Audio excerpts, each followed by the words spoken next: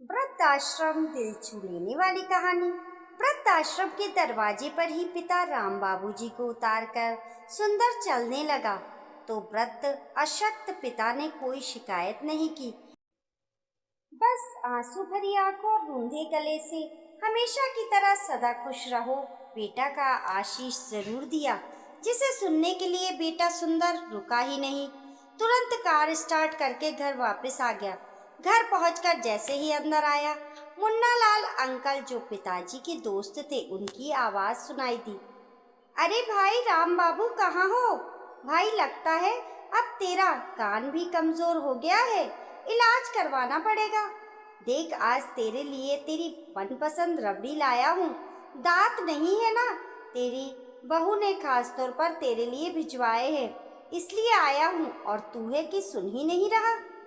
अरे अंकल नमस्ते, आइए ना, अंदर आइए। सुंदर अचकचा सा गया था। क्या बात करे, कैसे बताए? नहीं बेटा, बैठूंगा नहीं, बस ये रबड़ी राम बाबू को खिलाकर चला जाऊंगा।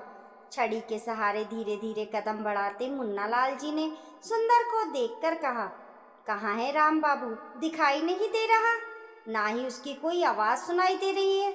तबीयत तो ठीक है ना उसकी? उनका चिंतित स्वर सुंदर को बेचैन कर गया। नहीं अंकल, पापा घर में नहीं है, सुंदर ने कहा। तो मुन्ना लाल जी ने आश्चर्य से पूछा, घर में नहीं है तो कहाँ गए? तू भी तो यही है।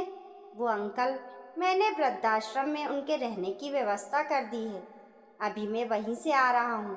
बहुत अच्छी व्यवस्था है वहाँ पर। सुंदर की बात सुनते ही मुन्ना लाल जी के कदम जम से गए। वृद्धाश्रम? सुंदर, तू राम बाबू को, अपने वृद्ध पिता को खुद वृद्धाश्रम में अकेला छोड़ आया? सदमा सा लगा था उन्हें सुनकर। अपने लड़खड़ाते कदमों को वहीं पड़ी कुर्सी पर किसी तरह बैठकर सहारा दे पाए थे। क्यों किया तूने ऐसा सुंदर? तेरे लिए बोझ बन गया था तेरा पिता? क्यों? अंकल, आपसे कुछ छुपा नहीं है। माँ के जाने के बाद से पापा की दिनचर्या ही नहीं, बोल चाल व्यवहार भी अजीब सा हो गया है। कपड़े पहनने का सलीका भी भूल गए हैं। किसी के भी सामने कैसी भी पोशाक में आ जाते हैं। अपनी बहू कविता के ऊपर बात बेबात चिड़चिड़ाते रहते हैं। कल बच्चों के ट्यूशन टीचर को अपशब्द कहने लगे थे और परसों पड़ोसी मदन जी के बगीचे में जाकर सारे फूलों को नोच रहे थे। एक मिनट को घर में सुकून और शांति नहीं मिल पाती थी। मुझे ही संभालना पड़ता था उन्हें। इतने ऊंचे पद पर हूँ मैं, ऑफिस में इतना काम, रोज रोज छुट्टी कैसे लूँ? अचानक खड़े हो गए थे मुन्ना लाल जी। बस बेटा, बस कर। तुझसे ऐसी उम्मीद नहीं थी। जानता है, बचपन में एक बार बोर्ड परीक्षा में तू फेल हो गया था। राम बाबू पर तो गाज गिर गई थी। बड़ा नाज था उसे अपने बेटे पर। सारी बिरादरी में उसकी बदनामी हुई, पर तुझ पर उसने आँच नहीं आने दी थी। तू अब साथ में चला गया था, घर से बाहर नहीं निकलता था। घर में सबके ऊपर चिल्लाता रहता था, कभी नहीं पढ़ूंगा, ऐसा भी कहता था। उस समय राम बाबू ने ऑफिस से लंबी छुट्टी ले ली थी और पूरे समय तेरा ध्यान रखता था। अपने हाथों से तेरी पसंद की चीजें बनाकर खिलाता था। किसी से मिलता जुलता नहीं था, सिर्फ मैं ही था जिससे वो अपना दुख सुख बांट लेता था। मैं समझाता था, अरे राम बाबू, इतना पागल मत बन। पुत्र मोह में तेरी नौकरी छूट जाएगी। तेरा लड़का बिगड़ गया है। तेरे इसी लाड़ में उसको डांट फटकार लगा।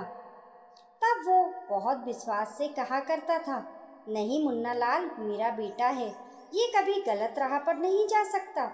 अभी बच्चा है, गलती हो गई, सुधर जाएगा।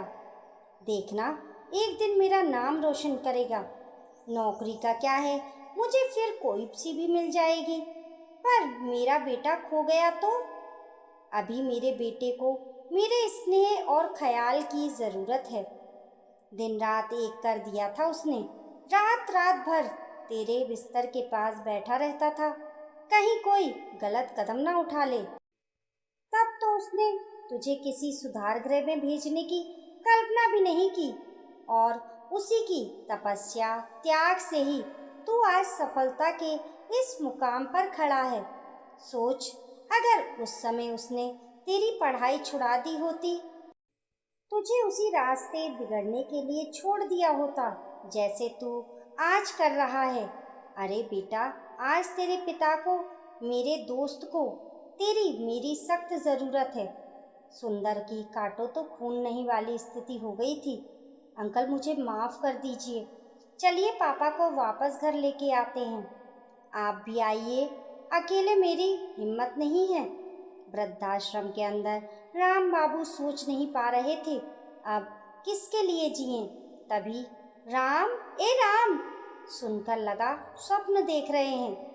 अरे मुन्ना लाल तू यहाँ?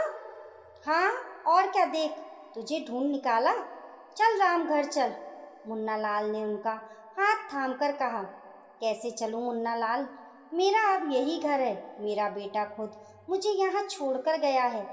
राम बाबूजी कह ही रहे थे, तभी मुन्ना लाल के पीछे से सुंदर आ गया।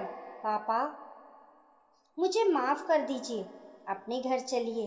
आपका ये बेटा एक बार फिर राह भटक गया था। नहीं, ये मेरा बेटा है, कभी गलत काम नहीं कर सकता। पूरे विश्वास से कहते हुए सिर झुकाए खड़े अपने पुत्र को राम बाबूजी ने गले से लगा लिया। चल अब जल्दी घर चल राम, रबड़ी भी तो खाना है तुझे। कहते हुए मुन्ना लाल जी अपने मित्र का हाथ पकड़कर कार की ओर बढ़ गए। दोस्तों, आप लोगों की इस कहानी के बारे में क्या राय है, हमें कमेंट करके ज़रूर बताइए। कहानी पसंद आने पर लाइक और शेयर करें। ऐसी ही अच्छी अच्छी कहानियों के लिए चैनल को सब्सक्राइब करना ना भूलें। मिलते हैं फिर एक नई कहानी के साथ, तब तक के लिए नमस्कार।